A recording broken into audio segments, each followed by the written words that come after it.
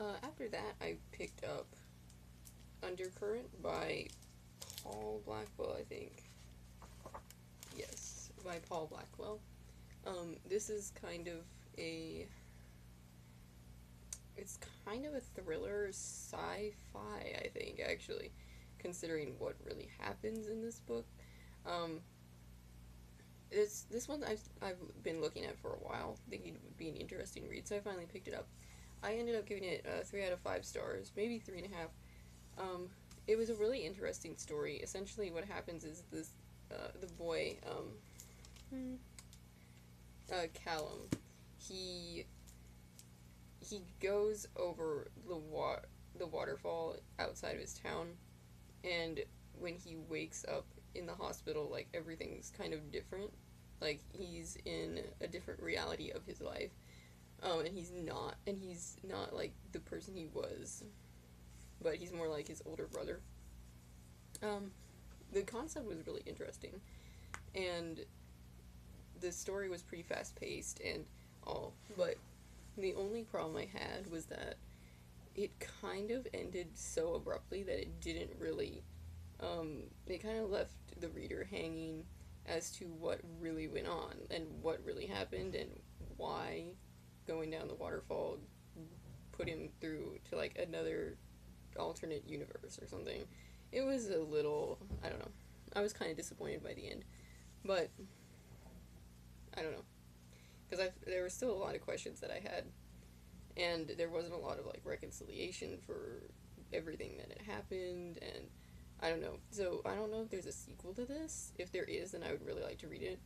And if not, it's kind of a hanging ending that doesn't really work for me personally. But it was still kind of an interesting read, and it was fun and quick, so I enjoyed it a lot. I'm not disappointed I picked it up. After that, I picked up Dead Iron by Devin Monk. This is the first book in the Age of Steam trilogy, I think it is. Unless there's more books, I don't know.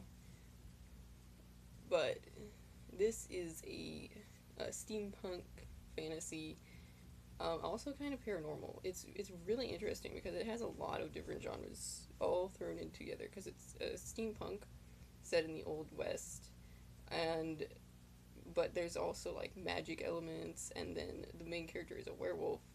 So yeah, it's kind of it's. I was like, wow, there's a lot of mashup on this one, and I really wanted to see if it would work, and it really did. Like, I thought the world was really cool in this. Um, I really like the main character, Cedar. He's kind of he's the werewolf, and um he's like a tracker for hire and stuff, or he's a hunter for hire, whatever. But he also hunts the strange, which is what they're called, who are they're like fairies, essentially like evil fairies, um, which they were really awesome and really creepy, and with added steampunk elements, it just made it even better. Like the baddie Shard LaFell, he was really creepy and really cool character. And just the whole world building was really neat.